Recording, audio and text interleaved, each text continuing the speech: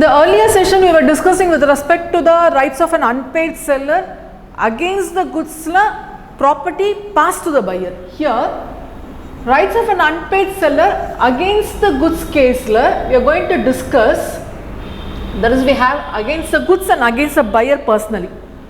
Against the goods case property not passed excuse me, property not passed.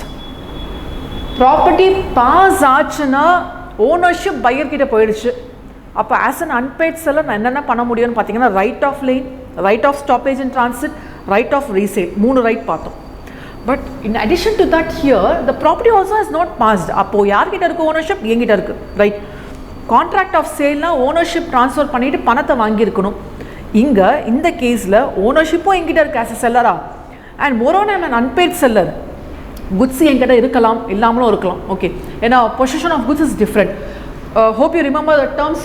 Ownership வேறு ஆங்கிளில் பார்க்கணும்.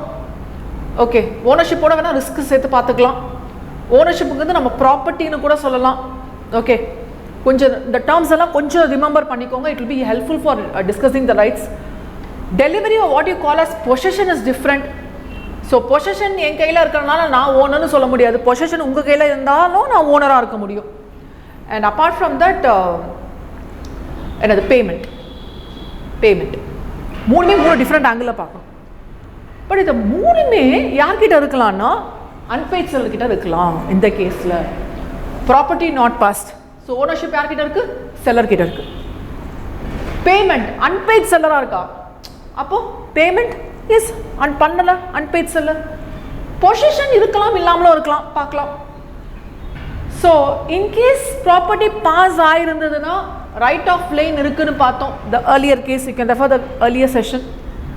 Right of stoppage and transit பார்த்தோம் and right of resale பார்த்தோம். In addition to this there is a very strong right where you can withhold delivery. நம்ம இந்த right of stoppage and transit in case வந்து carrier கிட்ட போயிடுச்சு, agent கிட்ட போயிடுச்சு, consignee கிட்ட போயிடுச்சு, அப்போ வந்து நம்மளால் வந்து ஒன்றும் பண்ண முடியாது, பணத்தை தான் கேட்க முடியும், இப்படியெல்லாம் பார்த்துட்டு இருந்தோம்ல. இந்த கேஸில் வித்ஹோல்டே பண்ணலாம். டெலிவரி பண்ணாதீங்க, வித்ஹோல்டே பண்ணலாம். ஏன்னா ஓனர்ஷிப் எங்கிட்ட இருக்குது, பொசிஷன் எங்கிட்ட இருந்து இருக்குது, பேமெண்ட் பண்ணலை. அப்போ my side as a seller, my side I have a very strong provisions. That is my side in the sense that unpaid செல்லரோட சைடில் ரொம்ப ஸ்ட்ராங்கான ப்ரொவிஷன்ஸ் இருக்குது. ஓனர்ஷிப் எங்கிட்ட, பணம் வரல, அப்போ நான் எதுக்காக குட்ஸை தரணும்? I can withhold the delivery. I may ask for the price, I may withhold the delivery. ரொம்ப சூப்பரான ப்ரொவிஷன்ஸ் இது, right? This is with respect to the second case. First the second case, property not passed. Now we'll go for the second case, the main second case against the buyer personally. Goods உங்கள் கையில் இருந்ததுன்னா இந்த rights எல்லாம் execute பண்ணலான்னு பார்த்தோம். இப்போ goods உங்கள் கையில் இல்லை, குட்ஸ் உங்கள் கையில் இருந்தும் தான் பண்ணியிருந்துருக்கலாம். குட்ஸ் உங்கள் கையில் இல்லை, அப்போ என்ன பண்ணுறது? பணத்தை கேட்கலாம். Sue for price, which means that the court is available to file a suit. பார்த்துருக்கோம், கோர்ட் இஸ் ஆல்வேஸ் அவைலபிள். அதனால தான் லாஃபுல்லாக இருக்கணுங்கிறது, வேலிட் கான்ட்ராக்டாக இருக்கணும், வேலிட் கான்ட்ராக்ட் ஆஃப் சேலாக இருக்கணும். So court is available.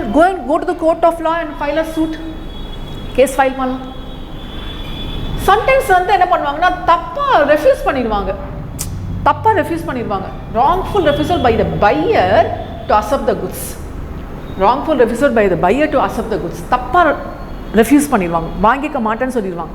இப்போ டேமேஜஸை கிளைம் பண்ணுவாங்க. சரி, நீங்கள் தப்பாக ரெஃப்யூஸ் பண்ணியிருக்கீங்கன்னா நான் வேறு யாருக்காவது சேல் பண்ணியிருப்பேன்ல, நான் வேறு யாருக்காவது சேல் பண்ணியிருந்தா எனக்கு பணம் கிடச்சிருக்கோம்ல, அப்போ கிடச்சிருக்கோம்ல. ப்ராபப்ளி நான் உங்ககிட்ட 10 rupees சேல் பண்ணுறேன்னு சொல்லியிருந்தேன், 1 kg ஆஃப் ரைஸு. ஓகே, இது வந்து நீங்கள் இப்போ அக்செப்ட் பண்ணாதனால நான் வெளியில் 9 rupees சேல் பண்ண வேண்டியதாக இருக்குது. பாருங்கள், 1 rupee எனக்கு லாஸ். மேம் 1 rupee தானே மேம், நான் 1 kg சேல் பண்ணியிருந்தா 1 rupeeப்பா, நான் 1 kg சேல் பண்ணல, ஐ ஹாவ் சோல்ட் 1000 kgs.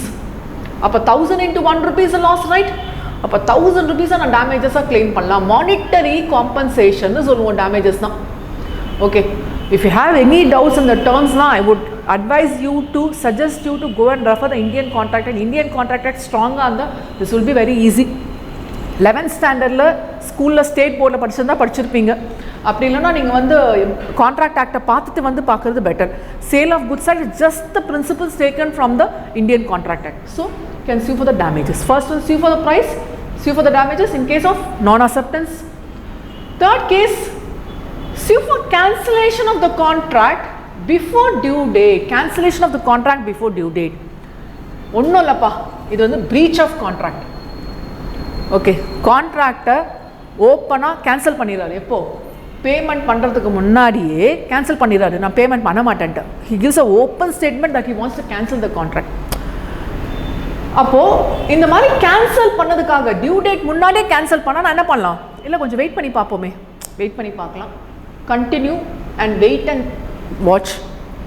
இல்லைனா வந்து ஒரு கேஸை ஃபைல் பண்ணிடுங்க இமீடியேட்டானா கேஸை ஃபைல் பண்ணிடுங்க. இல்லை கொஞ்சம் வெயிட் பண்ணி பார்க்கலாம், டியூ டேட் வரைக்கும் தான். ஏன்னா டியூ டேட் முன்னாடியே கேன்சல் பண்ணியிருக்காரு, டியூ டேட் வரைக்கும் இருக்கே, ஒரு 10 நாளுக்கு வெயிட் பண்ணி பார்க்கலான்னு சொன்னால் you can continue and wait. ஆனால் என்ன தெரியுமா அதில் ஒரு ட்ராபேக்கு? நீங்கள் வந்து வெயிட் பண்ணிட்டு இருப்பீங்க, அங்கே குட்ஸ் வந்து ஃபயரில் டிஸ்ட்ராய் ஆகிருக்கும். குட்ஸே இல்லைன்னு வச்சுக்கோங்க, கான்ட்ராக்டாக வராது. am I right? குட்ஸ் இருந்தால் தான் கான்ட்ராக்ட் வரும், குட்ஸ் இல்லைனா கான்ட்ராக்டே வராது. அதனால் ஃபைல் கேஸாக continue and wait. it depends person to person. so act is not giving anything harsh like ஃபைல கேஸ் கூட பண்ணலாம். இல்லை நீங்கள் கண்டினியூ பண்ணுறீங்களா, வெயிட் பண்ணி பாருங்கள். ஓகே, வாட் எவர் இட்ஸ், இது கம்ப்ளீட்டாக ப்ரீச். இன்னும் பர்டிகுலராக சொல்லணும்னா இது ஆன்டிசிபேட்டட் ப்ரீச்னு சொல்லுவோம். ஆன்டிசிபேட்டரி ப்ரீச்னு சொல்லுவோம். Problem you might not have studied in 11th standard. Professional கோர்ஸில் இதெல்லாம் பார்ப்பீங்க. Anticipatory breach, actual breach, anticipatory breach. Anticipatory ப்ரீச்சாக இருக்கும்போது 2 சாய்ஸ் வரும். டிஸ்சார்ஜ் பண்ணிடுங்க, எல்லாம் வெயிட் பண்ணுங்கள், keep it operative and wait. So 2 case இருக்குது. ஜஸ்ட் இந்த பாயிண்ட் வந்து டைரெக்டாக இந்தியன் கான்ட்ராக்ட் ஆக்ட் தான். பட் என்னது? கான்ட்ராக்ட் ஆஃப் சேல், அவ்வளோதான். Next one sue for interest. sue for interest. Yes, ஏற்கனவே நம்ம டிஸ்கஸ் பண்ணியிருந்தோம் ஏர்லியர் செஷன்ஸில். நான் 10ஆம் தேதி டியூ டேட்டு பே பண்ணணும். ஓகேயா, 20th ஆயிடுச்சு, 10 days டிலே, 10 நாள் டிலே ஆயிடுச்சு. இந்த 10 நாள் டிலேக்கு இன்ட்ரெஸ்ட் போட்டு வாங்குறது. 10 நாள் யார் வீட்டு பணம்? நீ 10th அன்னைக்கு பணம் தரேன்னு சொன்னேன், எவ்வளோ? 1 லட்ச ரூபான்னு வச்சுக்கலாமே. Okay, $1 lakh very small penny amount தான். ஓகே, 1 lakh ரூபின்னு வச்சுக்கலாமே. 1 lakh ரூபி நீ 10ஆம் தேதி கொடுத்தா நான் ரொட்டேஷன் விட்டுருப்பேன், டெபாசிட் பண்ணியிருப்பேன், எனக்கு பணம் வந்திருக்கும், ஏதாவது இன்ட்ரெஸ்ட் நான் கெயின் பண்ணியிருப்பேன். It's after all my money, right? நான் உங்களுக்கு 10ஆம் தேதி வரைக்கும் டைம் கொடுத்தேன், பட் நீங்கள் 20ஆம் தேதி தான் தரீங்க. அப்போ 10 நாளைக்கு என்ன ஆச்சு? 10 நாளைக்கு இன்ட்ரெஸ்ட் போட்டு கொடுங்கன்னு கேட்கலாம். Is it okay? ஆனால் ஸ்பெசிஃபிக் அக்ரிமெண்ட் இருக்கணும். ஸ்பெசிஃபிக் அக்ரிமெண்ட் நீங்கள் கான்ட்ராக்ட்குள்ளே, கான்ட்ராக்ட் ஆஃப் சேல்குள்ளே என்டர் ஆகும்போது you have to say expressive that I will that charge interest may be charge. இந்த மாதிரி எக்ஸ்ட்ராவாக நான் வாங்கிப்பேன் டிலே ஆச்சுனான்ட்டு. அந்த இன்ட்ரெஸ்ட் எப்படி கலெக்ட் பண்ணுவாங்கன்னா, எந்த பீரியட் வச்சு பார்ப்பாங்கன்னா, நான் ஏற்கனவே சொன்ன மாதிரி 10th அன்னைக்கு நீங்கள் பே பண்ண வேண்டியது, பட் 20th ஆயிடுச்சு, 10 days ஆயிடுச்சா, 20th ஆஃப் தட் டே 20ஆம் தேதி நீங்கள் பே பண்ணிக்க. 20ஆம் தேதி மார்ச்னு வச்சுக்கலாமா? ஓகே, 20ஆம் தேதி மார்ச். எப்போ பே பண்ணும்? 10ஆம் தேதி மார்ச் பே பண்ணும். ஓகே, அப்போ எவ்வளோ நாள் ஆச்சு? 10 நாள் ஆச்சு. இந்த 20th 20ஆம் தேதி நீங்கள் பே பண்ணியிருக்காங்க, which is payment of purchase price date minus due date of contract. Payment of purchase price date. Purchase price date எப்போ பேமெண்ட் பண்ணியிருக்காங்க? பர்ச்சேஸ் ப்ரைஸ் எப்போ பேமெண்ட் பண்ணியிருக்காங்க? 20ஆம் தேதி பண்ணியிருக்காங்க. So 20th of March. Okay, minus due date of contract எப்போ pay பண்ணியிருக்கணும்? 10th பே பண்ணியிருக்கோம். ஸோ ரிமைனிங் பீரியட் 10 daysக்கு உண்டான இன்ட்ரெஸ்ட்டை கால்குலேட் பண்ணி நீங்கள் தர மாதிரி இருக்கும். ஸ்பெசிஃபிக் அக்ரிமெண்ட் இருந்தால். ஸ்பெசிஃபிக் அக்ரிமெண்ட் இல்லை, தட் இஸ் மிஸ் பண்ணிட்டாங்க. So sometimes it happens, right? So எல்லா டைம்லையும் வந்து நம்ம அக்ரிமெண்ட் ரிட்டனாக என்டர் ஆக மாட்டோம். Sometimes it happens. ஸோ அந்த மாதிரி கேசஸில் ஸ்பெசிஃபிக் அக்ரிமெண்ட் இல்லைன்னா பையர் கிட்ட நோட்டிஃபை பண்ணிட்டு சார்ஜ் பண்ணுங்கள். பண்ணவே வேண்டாம்னு சொல்ல, ஏன்னா ஆஃப்டர் ஆல் செல்லர் மணி, ரைட்? செல்லரோட பணம் தானே இது. ஸோ நோட்டிஃபை பண்ணுங்கள். நோட்டிஃபை பண்ணிங்கன்னா ஒரு நோட்டீஸ் ப்ரொவைட் பண்ணுறது, இந்த மாதிரி நீங்கள் பே பண்ணால் நாங்கள் சார்ஜ் பண்ணணும்னு சொல்லிட்டு பண்ணிவிட்டு you can continue charging the interest. ரொம்ப பியூட்டிஃபுல்லான provision. So these 4 cases, sue for price, sue for damages for non-acceptance, sue for cancellation of the contract before due date, and sue for interest. These 4 cases fall under the against the buyer personally. Is it okay? Yes.